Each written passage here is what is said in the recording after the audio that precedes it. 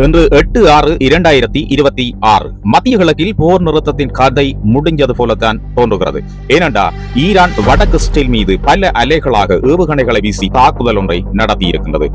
April மாதத்தில் ஏற்பட்ட பலவீனமான போர் நிறுத்த ஒப்பந்தத்திற்கு பிறகு நடைபெறும் முதல் தாக்குதல் இதுவாகும். இந்த ஏவுகணைகளை தாங்கள் தடுத்து அழித்து விட்டதாக இஸ்ரேல் கூறுகின்ற போதும் இஸ்ரேலின் பெரும் பகுதி இன்று மாலை அதீத எச்சரிக்கை நிலைகளுக்கு கொண்டு வரப்பட்டுள்ளது என்ற செய்தி கிடைத்திருக்கின்றது. லெபனானினுடைய தலைநகர் பெய்ரூட்டின் தெற்கு புறநகர் பகுதிகளில் இஸ்ரேல் நடத்திய கொடிய வான்வழி தாக்குதல்களுக்கு பிறகு இந்த தாக்குதலை ஈரான் நடத்தியிருப்பது குறிப்பிடத்தக்கது. ஈரானினுடைய ஆதரவு பெற்ற ஆயுத குழுவான ஹிஸ்புல்லாவை இலக்கு வைத்து இந்த தாக்குதல்கள் நடத்தப்பட்டதாக இஸ்ரேல் கூறியிருக்கிறது. ஈரானியர்கள் மீண்டும் பேச்சுவார்த்தை மேசைக்கு திரும்ப வேண்டும் என்று ட்ரம்ப் இன்றிரவு வலியுறுத்தியிருந்தார். கடந்த 24 மணி நேரம் பிராந்தியத்தில் மிகவும் பதற்றமாகவே இருந்தது. ஈரானியர்களின் இந்த தாக்குதல் ஏற்கனவே எதிர்பார்க்கப்பட்ட ஒன்றுதான். இன்று இரவு வட மற்றும் மத்திய இஸ்ரேலில் உள்ள மக்கள் ஈரானில் இருந்து ஏவுகணைகள் ஏவப்பட்டதற்கான எச்சரிக்கைகளுக்கு பிறகு தங்குமிடங்களை நோக்கி ஓடத் தொடங்கினர்.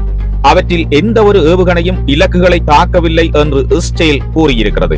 ஆனால் வடக்கு இஸ்ரேலிய நகரமான ஹைபாவில் வான் பரப்பில் ஏவுகணைகள் தடுத்து அளிக்கப்பட்டதற்கான நேரடி தகவல்களும் கிடைத்திருக்கின்றன.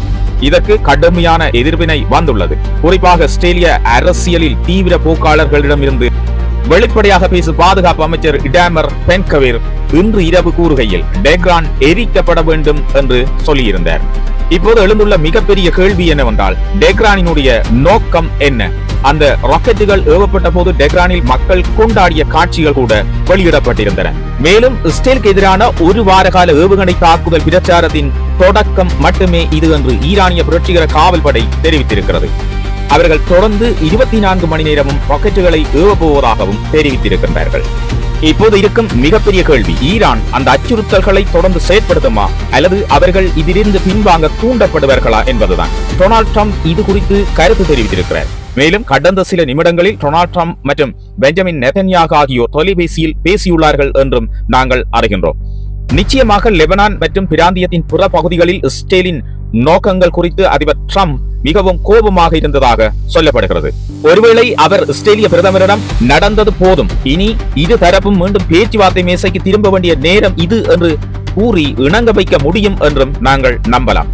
ஹார்மோஸ் நீரிணை நெருக்கடியை போலவே லெபனானில் உள்ள இந்த மோதலும் ஈரானுடன் ஒரு அமைதி ஒப்பந்தத்தை எட்டுவதற்கான அமெரிக்காவின் முயற்சிகளுக்கு மிகப்பெரிய தடையாக மாறி இருக்கிறது என்பது இப்பொழுது அறிய முடிகிறது. இது வெள்ளை மாளிகையில் மிகப்பெரிய ஆச்சரியத்தை ஏற்படுத்தி இருந்தாலும் இந்த பிராந்தியத்தில் உள்ள பல விமர்சகர்கள் இதற்கான அபாயங்கள் ஆரம்பத்தில் இருந்தே இருந்தன என்றுதான் கூறுகின்றார்கள். ஹெஸ்புல்லா அமைப்பு ஈரானுக்கு ஆதரவாக மார்ச் மாத தொடக்கத்தில் இஸ்ரேலின் எல்லை பகுதியில் ராக்கெட்டுகளை வீசி இந்த போரில் இணைந்தது. இங்கு பெய்ரூட்டில் உள்ள ஹிஸ்புல்லா இலக்குகளை தாக்க இஸ்ரேல் தீவிரமாக இருந்தது. மேலும் அமெரிக்கா இஸ்ரேலை கட்டுப்படுத்தவும் அதன் ராணுவ நடவடிக்கைகளை தடுக்கவும் முயலும் ஒரு விசித்திரமான சூழ்நிலையில் தன்னை இருத்திக் கொண்டதுதான் இப்பொழுது ஒரு கேள்வி. இதற்கு காரணம் பெய்ரூட்டின் மீதான தாக்குதல்கள் அமைதியை ஏற்படுத்துவதற்கான முயற்சிகளை சீர்குலைக்கும் மற்றும் மோதலை தீவிரப்படுத்தும் என்று ஈரான் நீண்ட காலமாகவே தெளிவாக கூறி வருகிறது. இன்று என்ன நடந்துள்ளது? பெய்ரூட் மீது ஒரு தாக்குதல் நடத்தப்பட்டுள்ளது. மேலும் மீண்டும் இந்த பிராந்தியத்தின் வான் பரப்பில் ஈரானிய ஏவுகணைகள் பறக்க தொடங்கி இருக்கின்றன. இதில் கவனிக்க வேண்டிய 2 முக்கியமான விடயங்கள் இருக்கின்றன. ஒன்று, பெய்ரூட் மீதான தாக்குதலுக்கு தான் இஸ்ரேலுக்கு அனுமதி வழங்கவில்லை என்று டொனால்ட் ட்ரம்ப் கூறியதாக வாஷிங்டனில் இருந்து வரும் தகவல்கள் தெரிவிக்கின்றன. இது நிச்சயமாக இஸ்ரேலின் ராணுவ கொள்கையில் அவர் இன்னும் எவ்வளவு செல்வாக்கு செலுத்துகின்றார் என்ற கேள்வியை எழுப்புகிறது. இரண்டாவதாக, ஈரான் தாக்குதல்களை நிறுத்திவிட்டு பேச்சுவார்த்தை மேசைக்கு திரும்ப வேண்டும் என்று அவர் கேட்டுக்கொள்கின்றார். தடைகள் குறித்த பெரிய அச்சுறுத்தல்கள் எதுவும் இல்லை.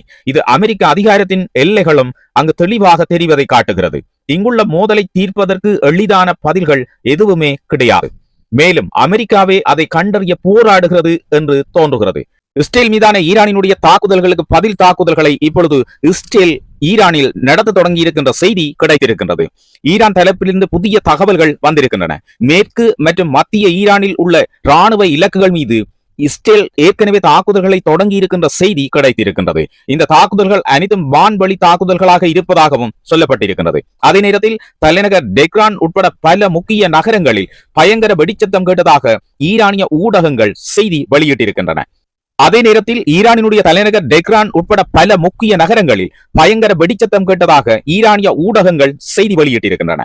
ஈரானிய ஆட்சியுடன் தொடர்புடைய ராணுவ தளங்கள் மீது தாங்கள் தாக்குதல்களை நடத்தி இருப்பதாக இஸ்ரேல் கூறியிருக்கிறது. இந்த தாக்குதல்கள் விமான தாக்குதல்களாகவும் இருப்பதாக சொல்லப்படுகின்றது.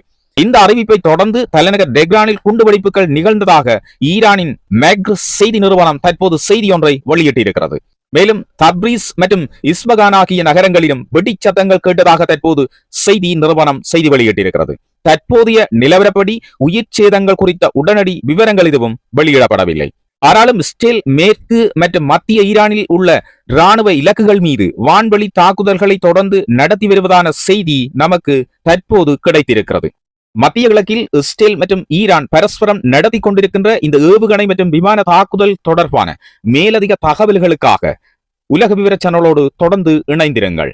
மீண்டும் ஒரு புதிய உலக விவர செய்தி தொகுப்போடு உங்களை சந்திக்கின்றேன். வணக்கம்.